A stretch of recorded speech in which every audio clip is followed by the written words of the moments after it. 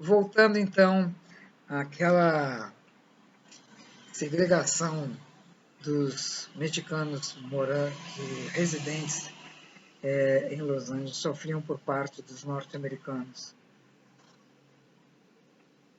Imagina se a Califórnia pudesse prescindir da mão de obra dos mexicanos ali residentes, né? Seria o caos, conforme eu disse no último capítulo. Os Estados Unidos, aparentemente tão empenhado em salvaguardar seus direitos, deveria incutir em seus cidadãos o respeito à Declaração Universal dos Direitos Humanos, que reza no artigo 6, que todo ser humano tem o direito de ser, em todos os lugares, reconhecido como pessoa perante a lei. Mas os latinos não eram os únicos alvos das chacotas californianas. Eles reservavam a expressão de mau motorista aos japoneses, tanto que quando qualquer pessoa cometia uma barbeiragem ao volante, eles de imediato diziam que só podia tratar-se de um dos muitos nipônicos que por ali moravam. A colônia japonesa da Califórnia é enorme. Nancy, minha amiga, muito querida, e tudo fez para minimizar o mal-estar que tinha acontecido nessa reunião. Ela sabia ser anfitriã e o tinha demonstrado inúmeras vezes. Curiosamente, trabalhava no Alice's Restaurante. Lembra daquele restaurante que eu fui numa das férias, que os famosos frequentavam? Pois bem. Que fica ali no Pier de Malibu, né? Pois ao ser convidada por essa amiga para retornar àquele local, fui surpreendida ao sentar no bar e dar de cara com Pierce Brosnan. O lindão era amigo dela e frequentador do restaurante. Fiquei gelada e parada feito estátua. Hoje sei que perdi a oportunidade de conversar e escutar a voz encorpada do 007 em pessoa. Foi naquela região que assisti horrorizada o incêndio lambendo as encostas e destruindo casas. Até hoje, né, gente? Todos os anos. É muito triste. O clima seco não perdoava e ainda não perdoa a Califórnia. O estado americano com maior concentração de habitantes daquele país ainda tinha como sina estar deitado sobre a falha de San Andreas, com 1.300 quilômetros de extensão. E o choque entre as placas tectônicas daquele lugar mostraram seus efeitos enjoativos e desconcertantes pela primeira vez quando eu estava numa fila de banco. As luzes apagaram depois de faltar apoio para os pés e as pernas parecerem gravetos. As cortinas pareciam ter vida própria e as pessoas procuravam um abrigo embaixo das escrivaninhas e alisares das portas, conforme mandava o manual de sobrevivência. O recente terremoto de 94 deixara muitas sequelas. Não foi minha única experiência com tremores de terra. Aprendi a buscar proteção adequada, mas o medo acompanhou-me durante o período em que morei naquela cidade. Esses medos do imponderável e outros sentimentos se agregaram à estranheza em escutar uma adolescente americana que trabalhava em uma loja do Delamo Mall a uma colega que seus pais torceram para que ela completasse a maioridade, e quando isso aconteceu, disseram-lhe: vá à luta, vá morar sozinha e lutar por sua sobrevivência. Fiquei chocado em saber que isso era a atitude corriqueira dos pais americanos. O afeto mora bem longe do cordão umbilical. A diversidade cultural ensina cada coisa, né? O Natal se aproximava e assistir à competição de decoração natalina entre as casas de Redondo era atração à parte. Os moradores se esforçavam em mostrar seu poder aquisitivo em número de pequenas lâmpadas brilhando em todo lugar, praticamente envolvendo as casas com bonecos e bichos esculpidos. O espetáculo era de tal forma difundido que engarrafamentos enormes se formavam nas ruas da disputa. nesse período da visita de Santa Claus, os tripulantes dispuseram-se a comprar com mais avidez eletroeletrônicos, não só para desfrutarem dos equipamentos enquanto morassem lá, mas também para levarem para suas casas no Brasil. E a febre do Laserdisc havia contagiado grande parte deles. Eu tinha desconfiança quanto à continuidade daquele equipamento, justamente pelo tamanho do disco, similar ao antigo long play. Acertei em não ter me levado por aquele modismo e optado pela compra de um home theater Yamaha. Depois de tantos anos, ainda usufruo da qualidade do som escolhido. Hoje nem mais. Não mais. Mas tinha chegado a hora de eu me sentir moderninha, feita as chinesinhas do trotuar das ruas de Hong Kong.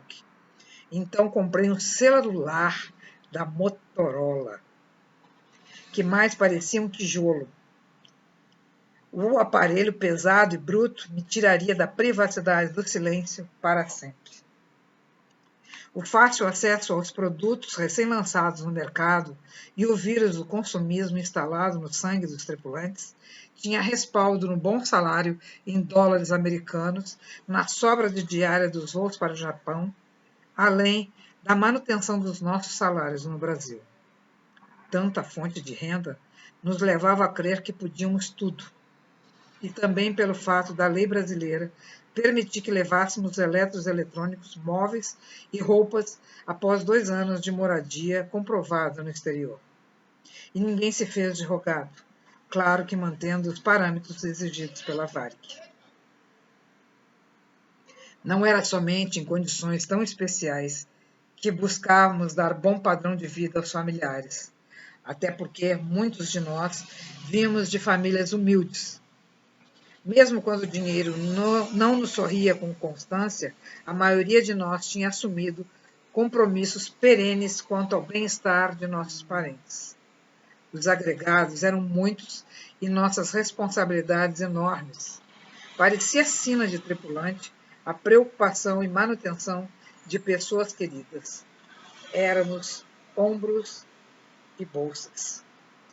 Nosso espírito crítico nos levava a criar apelidos e expressões nem sempre favoráveis, como a que cunhamos para as japonesas que frequentavam a sauna do hotel, campeãs de natação.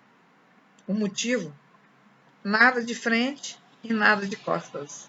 Uma maldade na terra das gueixas tão bonitas. Nunca tinha acordado com tanta frequência sem saber onde estava. Ansiedade e olhos arregalados em busca de algo familiar que me localizasse no tempo e espaço eram comuns no meio da noite. O alvoroço da desorientação permanece por segundos angustiantes e, eventualmente, saltávamos da cama buscando no cérebro sonolento a decodificação de dados recentes que afugentassem o desconforto. Acordada, aproveitava para escrever poemas, acrósticos e crônicas, minhas paixões antigas e permanentes. Diferentemente do Brasil e países ocidentais, a leitura de revistas, jornais e livros japoneses e chineses dá-se da direita para a esquerda. As capas das publicações é o que para nós chamamos de contracapa. O mundo invertido se mostrava. Mas não ficava por aí. Tinha também espetáculo de cerimônia do chá, conhecida como Chanoyu ou Sado, espécie de filosofia de vida. Trazia informações adicionais à minha cultura. Era originário da China e foi difundido no Japão através de monges budistas. Com a alienação do processo de fermentação, foi produzido um novo tipo de chá, de cor verde e aroma inconfundível. De tamanha importância que tem o dia 1º de maio reservado à comemoração da primeira colheita do cinchá, o broto de folhas do qual é produzido. É traduzida nos seus movimentos lentos e suaves a essência do indivíduo num exercício de pensar positivamente e mostrar na oferta do chá sua receptividade. As informações se acumulavam e copulavam entre si, me deixando grávida de novidades. Em termos de novidades e gostos, eu havia experimentado dos cardápios mais variados e estranhos. Ninguém vive impunemente na Ásia e África. A raríssima oportunidade de usufruir das cozinhas oriental e africana em loco e os mais bizarros pratos me tinha sido brindada pela minha escolha em ser comissária da Varig. Fiquei espantada ao reconhecer Baden-Powell num voo para o Japão. O grande violonista de minhas lembranças não cabia na figura magra, desamparada e frágil que estava sentado junto a seu filho Marcel, frente à galley da classe turista. Pedi-lhe perdão por não poder fazer seu upgrade para a executiva, a qual estava lotado. Sentia-me mal em ver aquele instrumentista virtuoso e compositor que tanto havia contribuído para a música brasileira, ali meio espremido e escutando os barulhos usuais do manuseio dos fornos e troca dos carros de comida perturbando seu sono. Uma das características desses voos era o consumo de produtos vendidos por nós durante a passagem dos carros de duty free. As vendas eram exponencialmente maiores nos voos com destino ao Brasil, devido ao sucesso obtido no emprego, quase sempre temporário, dos decassegues. Eles eram atraídos ao país do Sol Levante por empresários nem sempre escrupulosos, por períodos de 3 a 4 anos, com carga horária desumana e morando em condições precárias. Eles eram responsáveis por imensa remessa de dinheiro aos seus parentes no Brasil. Conversando com eles, percebi a responsabilidade enorme que carregavam feito mochila pesada e se obrigavam a terem comportamento imaculado, visto que a cultura japonesa taxa o erro e a derrota como perda de honra. É uma sociedade muito rígida. Havia também entre nossos clientes executivos de empresas japonesas, desejosos de investir no nosso país, e grande número de empresários brasileiros indo à busca de novas tecnologias. Essa linha de comunicação e transporte que a Varig supria de forma eficaz tinha importância estratégica para o governo brasileiro, que via aumentar o fluxo de exportações. Em uma de minhas poucas vindas ao Brasil, nesse período, sentei-me na executiva ao lado de um simpático passageiro japonês. Fiquei observando-o fazer pacientemente origami, o tsuru, um grow, a ave sagrada nipônica que simboliza a paz e prosperidade. Conversou comigo, logo após ofertar-me sua obra de arte num português próximo ao perfeito, o que suscitou minha latente curiosidade. Era japonês nato e optara por estudar português no curso diplomático. Tinha como missão no Brasil fazer a recepção e tudo que se refere ao protocolo da iminente chegada do imperador japonês. Constatei sua admiração pela música brasileira ao ler seu endereço eletrônico, Vinícius @. Sua simplicidade e doçura sublinhavam minha impressão sobre aquele povo de maneiras suaves. Esse tipo de encontro com pessoas inusitadas era um dos temperos da vida de aeronauta. Amanhã tem mais.